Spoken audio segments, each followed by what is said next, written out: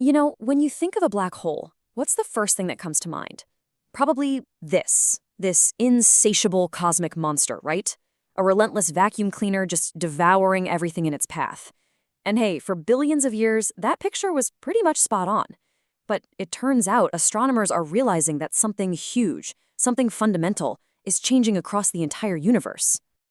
And it all really boils down to this one simple question. If supermassive black holes are defined by their endless, ravenous hunger, what on earth happens when the galactic buffet starts to close down? And I'm not talking about some hypothetical what-if scenario. No, this is reality. The universe is going through a massive historic transition right now. That's really the core finding from a bunch of massive new studies. That whole era of frantically growing, brilliantly shining black holes, well, it's coming to an end. The most powerful engines in the cosmos are, simply put, running out of fuel. So you might be asking, how in the world do we know this is happening?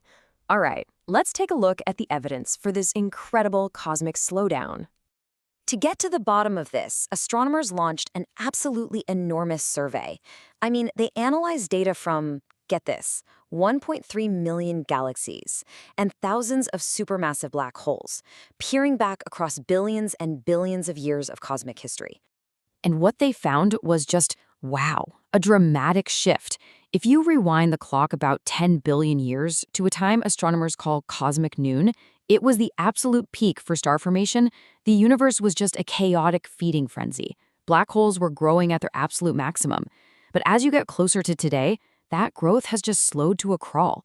They're all starting to enter this era of, well, inactivity and dormancy. So, okay, the feeding has slowed way down, but here's where it gets really interesting. It's not just that they're eating less, it's how the very nature of that feeding has changed. It's almost like black holes have become picky eaters. See, in the past, they were gorging, just a constant, high-volume fire hose of gas and dust heating up as it fell in. That's what made them shine as these brilliant quasars, some of the brightest objects in the entire universe. But today, nah. Even with food nearby, most of them are just nibbling.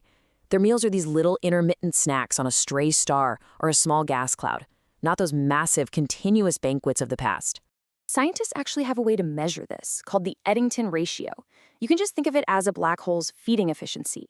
It's a comparison between how much it is eating versus the absolute maximum it could be eating, and the data shows that this ratio has been dropping everywhere, all across the universe. And this is so cool. This led researchers to a completely unexpected discovery. When they started plotting the light from thousands of quasars, they saw a really strange pattern. The less efficiently a black hole was feeding, so the lower its Eddington ratio, the more its light output would vary over time. Instead of that steady, brilliant glow, it became incredibly erratic. It started to flicker. And the researchers who found this came up with the perfect analogy. They said that this flickering, this variability from a less efficient black hole, is much like the flickering of a dying fire. It just makes perfect sense, right? As the fuel supply starts to run out and gets inconsistent, that once steady blaze just sputters. So this is happening all over the place. But the big question is, why? Why are these massive cosmic fires dying out? Well, the answer really lies in the universe itself just growing up. Galaxies are getting older, they're more stable, we have fewer of those chaotic galaxy collisions that used to be great for funneling gas right to the center, and all that cold gas that black holes love to eat, it's either being used up to make new stars or it's literally getting blown out of the galaxy by powerful winds. The pantry is just running low. So the end of this era of great cosmic banquets signals this really fundamental shift. Our universe is maturing. It's transitioning from a violent, chaotic youth into a much more stable, calmer adulthood. An adulthood that's expected to last for trillions of years. But hold on, the story doesn't end with them just going dormant. There is one final, completely mind-bending chapter for black holes. It turns out they don't just go quiet, they eventually disappear.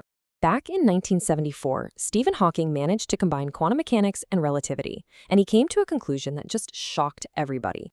Black holes aren't a one-way street. They actually leak. They emit this incredibly faint glow of particles, which we now know as Hawking radiation. Now, here's how it works, and it is one of the weirdest ideas in all of physics. Quantum mechanics tells us that empty space isn't really empty. It's constantly fizzing with these pairs of virtual particles that pop into existence and then immediately annihilate each other. But what if this happens right on the edge of a black hole? Well, one particle can get captured and fall in, while the other one escapes. And to balance the universe's energy books, the particle that falls in is considered to have negative energy. This means the black hole loses an impossibly tiny amount of mass. It's the slowest leak imaginable. But over unimaginable timescales, trillions upon trillions of years, it is enough for the entire black hole to just evaporate into nothing. I mean, it's a complete life cycle, from cosmic noon to cosmic calm, from feasting to fasting, and then, finally, to fading away completely. Not even black holes, the very symbols of permanence and finality, can last forever. And that leaves us with one final, profound question to just think about. If the most massive, most powerful, and what we thought were the most enduring objects in the universe will one day just vanish? What, if anything, in this universe truly is eternal?